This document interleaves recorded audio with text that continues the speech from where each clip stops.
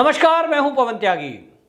राकेश टिकैत की उत्तर प्रदेश मुजफ्फरनगर की महापंचायत फ्लॉप होने के बाद वो अपनी ताकत अब हरियाणा में दिखाने वाले हैं और दोनों जगह जो इन्होंने चुनी है वो जगह है जहां जाट बहुल एरिया है। यानी राकेश टिकैत जातिगत आधार पर अपना आधार बनाने की कोशिश में है और कहीं ना कहीं इस आंदोलन को जाति के आधार पर वो भीड़ इकट्ठी करके और ये दिखाना चाहते हैं कि मेरी पैठ किसानों के अंदर है। लेकिन जिस तरह से मुजफ्फरनगर की रैली फ्लॉप हुई और वहां पोल खुल गई, एक भी जाट बेल्ट का कोई व्यक्ति किसान उस आंदोलन में नहीं पहुंचा। बाहर से गाड़ियों में भर भर के लोग ले जाए गए थे। अब उसी आंदोलन को ये हरियाणा में शिफ्ट करना चाहते हैं, लेकिन हरियाणा सरकार ने सख्ती दिखाते हुए करनाल के एसडीएम ने लाठीचार्ज के आदेश दिए थे। उसी को सजा दिलाने के लिए एक जो है इन्होंने ये कहा कि हम ये जब तक एसडीएम और पुलिस वालों को सजा नहीं मिलेगी, इनके खिलाफ एफआईआर नहीं दर्ज होगी, हम नहीं हटेंगे और हम मिनी सचिवालय का घेराव करेंगे, सड़कों को जाम करेंगे। इस घोषणा के साथ ये मुजफ्फरनगर वाला जो सारा ड्रामा था, यानी पूरी जो रैली की भीड़ थी, ये महापंचायत नहीं है, ये रैली है जिसमें पैसे ले लेकर लोग बाग को भेजा जाता है, ठेका छुटता है, मैं इतने आदमी लाऊंगा, मैं इतने आदमी लाऊंगा। ठीक इसी तरह मुजफ्फरनगर की पूरी भीड़ को अब शिफ्ट कर दिया गया करनाल में। लेकिन करनाल पुलिस के तेवर देखते हुए और सरकार के आदेश देखते हुए ये जो किसानों के नाम पर आंदोलन फर्जी नेता चला रहे थे, इनकी हवा खराब हो गई। और आपको बताएं, इनको सरकार ने एक जगह अलॉट करी थी कि आप करनाल की अनाज मंडी के अंदर से बाहर नहीं जाएंगे। यदि कोई व्यक्ति सड़क पे दिखाई दिया तो पुलिस पहले से भी ज्यादा सख्ती करेगी। तो आपको बताऊं, आईजी करनाल ने एक ट्वीट किया और उन्होंने कहा कि बाकायदा प्रेस नोट जारी किया। उन्होंने कहा कि हमने भीड़ के अंदर देखा है कि बहुत सारे लोग ये किसानों के वेश में तलवार, लोहे की रोड, जेली, फावड़ा ये सब लेकर के आए हैं और इनकी मंशा अगर हिंसा की है तो हम इनके खिलाफ सख्ती से पेश आएंगे और सार्वजनिक संपत्ति को कोई नुकसान पहुंचाएगा तो उसका खामियाजा उसे भुगतना पड़ेगा। और सार्वजनिक स्थान पर, सड़क पर, हाईवे पर किसी को भी बैठने या खड़े होने की अनुमति नहीं है।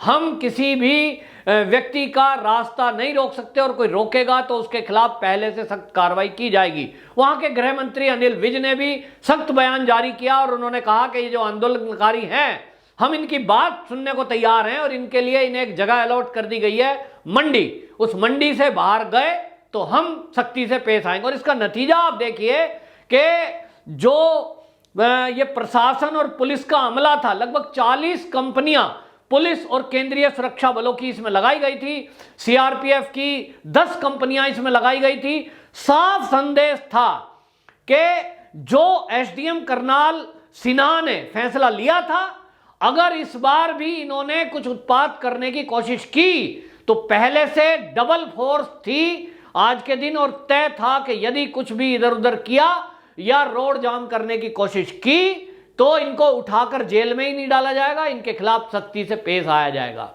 और इस सख्ती को देखते हुए ये जो किसान नेता हैं, इन्होंने अपनी भीड़ को खुद कंट्रोल करने की कोशिश की। हालांकि इनके पास कोई ऐसा तंत्र नहीं है। जो किसान नेता हैं, राकेश टिकैत है, इनसे जब पत्रकारों ने पूछा कि आईजी ने ये ट्वीट किया है और बहुत सारे इस तरह के गुंडा तत्व दिखाई दे रहे हैं कि जो तलवारें ले रहे हैं खुलेआम, मयान से बाहर तलवार कभी भी निकाली नहीं जाती है, चाहे वो सिख पंथ के लोग ही क्यों ना लेते हो, लेकिन खुली तलवारें लेकर घूम रहे हैं। और इसी तरह लाठी, डंडा और लोहे की रोड। इस शांतिपूर्वक आंदोलन का क्या मतलब है? आप एक तरफ कहते हो हम शांतिपूर्वक प्रदर्शन कर रहे हैं, दूसरी तरफ उस शांतिपूर्वक आंदोलन में रोड, जेली और डंडे और तलवारों का क्या काम है? इस पर राकेश टिकैत ने कहा कि जिनके हाथों में ये हथियार हैं वो हमारे किसान नहीं है। इसका मतलब यह है कि उनको पुलिस गिरफ्तार कर सकती है। लेकिन हमने देखा कि यही किसान नेता दोगलेपन किस तरह का करते हैं कि जब दिल्ली में 26 जनवरी की हिंसा हुई जिसमें 300 पुलिसकर्मियों को चोटिल कर दिया गया, उसी तरह तलवार, लाठी, डंडे और रोड से उनको मारा गया। जब बाद में दिल्ली पुलिस की स्पेशल सेल ने कुछ इस तरह के उपद्रवियों को खोजकर निकाला। उनके सीसीटीवी फुटेज और फोटो के माध्यम से बाकायदा सबूत थे। जब उनको पकड़ लिया गया तो पंजाब सरकार, जो कि कांग्रेस की सरकार है, उसने तो घोषणा कर दी कि इन सब को छुड़ाने के लिए, यानी उपद्रवियों को छुड़ाने के लिए, जिन्होंने तिरंगे का अपमान किया, जिन्होंने पुलिसकर्मी घायल करे, उसका पूरा खर्चा हम उठाएंगे। यानी उनका, दंगाइयों का, उपद्रवियों का जेल में जाने से छुड़ाने के लिए कोर्ट का पूरा खर्चा कांग्रेस की सरकार उठाएगी। यह घोषणा कैप्टन अमरिंदर सिंह ने की थी। और उस समय हमने देखा कि चाहे आप पार्टी थी, चाहे कांग्रेस थी, पूरा विपक्ष और ये किसान नेता भी ये कह रहे थे कि जो जेल में गए हैं वो उपद्रवी नहीं है। पुलिस ने जबरदस्ती हमारे जो है आंदोलन को खत्म करने के लिए आरोप लगाया है और ये गलत है। और आरोप लगा रहे थे, बौखला रहे थे। हालांकि कोर्ट में जब वो सबूत प्रस्तुत हुए, कोर्ट उनसे संतुष्ट हुआ और आज भी कुछ नेता वो जेल में है और नेता नहीं है, वो उपद्रवी है। तो दोगलापन इन किसान नेताओं का हमें देखने को मिल रहा है। एक तरफ ये कहते हैं कि हम उत्तर प्रदेश में मुजफ्फरनगर में महापंचायत करेंगे और उस महापंचायत में कुछ बड़ा फैसला होगा, लेकिन हुआ क्या? फुस, टाएं टाएं फुस इसलिए हो गई कि राकेश टिकैत सोच रहे थे कि कुछ जाट जाति के आधार पर वहां पहुंच जाएंगे और तुम अपने को जाट नेता बनाकर इस मुजफ्फरनगर की जाट बेल्ट में अपने को प्रोजेक्ट कर लेना। कुछ पार्टियों से फिर बाद में जब चुनाव आएगा सौदा करना कि मेरे हाथ में इतनी लाख वोट हैं, मैं जाटों का नेता, मेरे पीछे जाट किसान, बताओ भाई क्या देते हो। ऐसा चलता है ना चुनाव के टाइम कि मैं लीडर हूं, मैं ब्राह्मण बड़ा लीडर हूं, मेरे साथ इतनी वोट है, मैं दलित नेता हूं, मेरे पास। इस तरह से ये सोच रहे थे कि किसी पार्टी का टिकट, किसी पार्टियों से टिकट दिलाना अपने बेटे को, खुद को, भाई को। और जैसे कोई राजनीतिक पार्टी में चाहे तो विधायकी का टिकट, नहीं तो पैसे, कुछ ना कुछ इनके दिमाग में था। लेकिन वो सारा इनका जो योजना थी, षड्यंत्र था, फेल हो गया। ठीक अब ये चाहते हैं कि हरियाणा में इस तरह से ये अब अपनी खींच मिटाने के लिए पहुंचे, क्योंकि उत्तर प्रदेश का जो अपमान इनका हुआ है, सब लोगों ने देखा कि 20,000 की भीड़ में 40 संगठन किसानों के जुड़े हुए थे, जिसमें लगभग 150 से 200 बसें पंजाब से आई थी, जो पंजाब सरकार एक तरह से इनडायरेक्ट वे में इनको प्रचार कर रही थी। सारा फंडिंग हुआ, भंडारे चले, शाम को क्या क्या हुआ, इन सब के बावजूद वहां भीड़ इकट्ठी नहीं हुई। खींच उतार रहे थे, 8 बीघे में लगा हुआ टेंट, और 8 बीघा कितना होता है? 8,000 स्क्वायर फीट आप समझ लीजिए, और उसमें कितने लोग आ सकते हैं मैंने कैलकुलेशन बताई थी। 20,000 से ज्यादा भीड़ नहीं थी। सड़कों फड़कों पे सब लगा लो, डबल कर दो तो भी 40,000, लेकिन ये कहते हैं 20 लाख। अब बोलने को तो मैं बोल दूं 20 करोड़, तो क्या जाता है। और इस तरह से ये हरियाणा में अब इनको लग गया कि जब सरकार सख्ती दिखा रही है तो मंडी के अंदर रहे, और 11 सदस्यीय दल इनका जाकर के मिनी सचिवालय में अपना ज्ञापन दे आया। अब इसको पता लग चुका है, पूरे देश को पता लग चुका है कि ये केवल एक राजनीतिक पार्टी है, ये कोई किसानों का आंदोलन नहीं है। क्योंकि जब भी कोई पत्रकार इनसे सवाल करता है कि आपके किसी भी आंदोलन में 3 बिलों पर कोई चर्चा नहीं होती, क्योंकि आपको जानकारी नहीं है, या जानकारी होते हुए भी आप उस पर बात करना नहीं चाहते, क्योंकि आपको पता है कि ये तीनों बिल फायदे के हैं। तो अब झूठ बोलना शुरू कर दिया है। और राकेश टिकैत हो या चंदूरी हो या योगेंद्र यादव तो बदतमीजी से बोलता है, फिर से झूठ बोलना शुरू कर दिया, और वो भाषा बोल रहे हैं जो राहुल गांधी की भाषा है। राहुल गांधी की भाषा कौन सी है? जो चीन की भाषा है। तो राहुल गांधी बोलते हैं, ट्वीट करते हैं कि मोदी सरकार जो है रेल बेच रही है, सड़क बेच रही है। ठीक वही लैंग्वेज ये सारे किसान नेता बोल रहे हैं। मुझे बताइए कि यदि मान लिया रेल को लीज पे दिया जा रहा है, यदि किसी स्टेशन का रखरखाव लीज पे दिया जा रहा है, कोई एयरपोर्ट दिया जा रहा है, पहली बात तो उससे किसानों का मतलब क्या है? आप किसान की नेतागिरी कर रहे हो। आप केवल 3 कृषि बिल को लेकर दिल्ली की सड़कों को घेर के बैठे हो, आप उस पर ही आंदोलन कर रहे हो। तो 3 बिलों से इधर उधर की बात करते क्यों? आपका आंदोलन एमएसपी मंडी को लेकर नहीं है, आपका आंदोलन 3 कृषि बिल को लेकर है। और चंदूनी टीवी चैनल पर लाइव डिबेट में एक बार बोल चुके हैं कि ये जब बीजेपी नहीं आई थी तब भी किसानों की दशा कोई बढ़िया नहीं थी, और ये 3 कृषि बिल वापसी हो जाएंगे तो भी किसान इस देश में अच्छी स्थिति में नहीं आएंगे। यानी ये खुद मानते हैं कि इन 3 कृषि बिलों का किसान से डायरेक्ट कोई लेना देना नहीं है।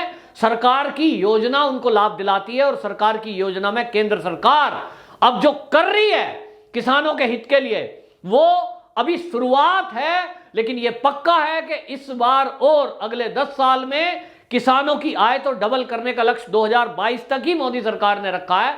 निश्चित रूप से जितनी योजनाएं लागू की जा रही हैं, निश्चित रूप से किसानों की आय 2022 तक डबल हो सकती है, ऐसा अनुमान है। तो इन किसान नेताओं पर मुद्दा कोई नहीं है, मुद्दे की बात नहीं करते और मंच पर आकर केवल एक बात करते हैं कि हमें मोदी और योगी का विरोध करना है। उत्तर प्रदेश की रैली हुई तो मोदी योगी का विरोध है, हरियाणा में रैली हो रही है तो मोदी का विरोध है, और भाजपा को हराओ, भाजपा के नेताओं का विरोध करो, यानी ये भाजपा का विरोध करो रैली है और इसके पीछे कांग्रेस है। कांग्रेस की खींच उतारने का तरीका यही है, उसे लगता है कि अब तुझे कोई पूछने वाला है नहीं, तो झूठ बोल करके वो राजनीति कर रही है।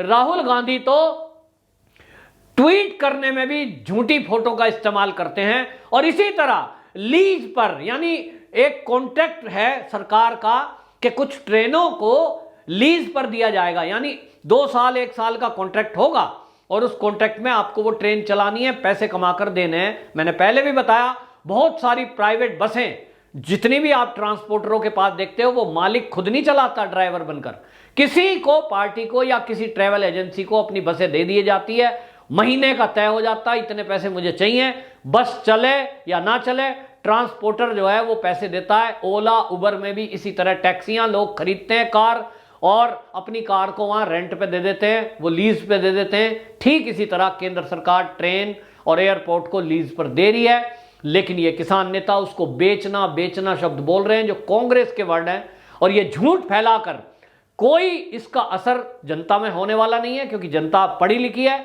हाँ, कुछ लोग जरूर ये जो रैलियां कर रहे हैं, चाहे वो यूपी की रैली करी हो, चाहे ये इन्होंने अब ये हरियाणा में शुरू कर दी हो, और अब ये पंजाब में ड्रामा चल रहा है, ये सब की सब रैली जो है कांग्रेस के प्रायोजित है। कांग्रेस इसके पीछे पैसा लगा रहा है। पंजाब का चुनाव उनको जीतने के लिए कोई मुद्दा नहीं है, तो इसलिए झूठ फैला रहा है। लेकिन अब इनकी पोल खुल चुकी है और जनता ये मांग कर रही है कि जब ये यूपी में फेल हो गए, अब ये हरियाणा में पिट गए और फेल हो गए, इसका मतलब है अब दिल्ली में भी कोई दम बचा नहीं है। दिल्ली की सड़कें, दिल्ली के बॉर्डर इन गुंडों से आजाद कराई जाए। मैं गुंडा शब्द इस्तेमाल कर रहा हूं वो इसलिए क्योंकि ये जहां जाते हैं वहीं गुंडागर्दी करते हैं। मुजफ्फरनगर में इन्होंने चित्रा त्रिपाठी के साथ गुंडागर्दी करी। राकेश टिकैत उन लोगों के ऊपर कोई कार्रवाई करने के लिए ना तो कह रहे हैं ना ये कर पा रहे हैं, क्योंकि ये केवल गुंडागर्दी करना और करवाना जानते हैं। एक इन्हीं के साथ पूनम पंडित नाम की लड़की थी, उसके साथ बदतमीजी हुई, वो इनके साथ पिछले 8 महीने से आंदोलन में थी। उसको जिस तरह से इन्होंने अभद्रता की है, और उसका मैं बताऊंगा कि ये तो एक तरह से लड़की को किसी को गलत वे में छूना, ये आज की श्रेणी में बलात्कार के श्रेणी में आता है। लेकिन राकेश टिकैत इस पर मौन है। इसी तरह की बदतमीजियां हरियाणा की जितनी रैलियां हो रही हैं वहां भी की जा रही है। तो केवल ये मतलब है कि अराजकता और गुंडागर्दी इन रैलियों के माध्यम से ये कुछ मुट्ठी भर लोग, 2-4 लोग ही हैं, फैलाने की कोशिश कर रहे हैं। इनसे तत्काल दिल्ली के बॉर्डर खाली कराने की आवश्यकता है, और इनके ऊपर बल प्रयोग जब होगा निश्चित रूप से पूरा देश इनका विरोध में रहेगा। इनके साथ कोई भी नहीं है, जनता त्रस्त है, लाखों लोग रोज दिल्ली में त्रस्त हो रहे हैं। अब इनसे बॉर्डर खाली कराने में, बल प्रयोग करने में कोई हर्ज नहीं है, ये जनता का कहना है। वंदे मातरम।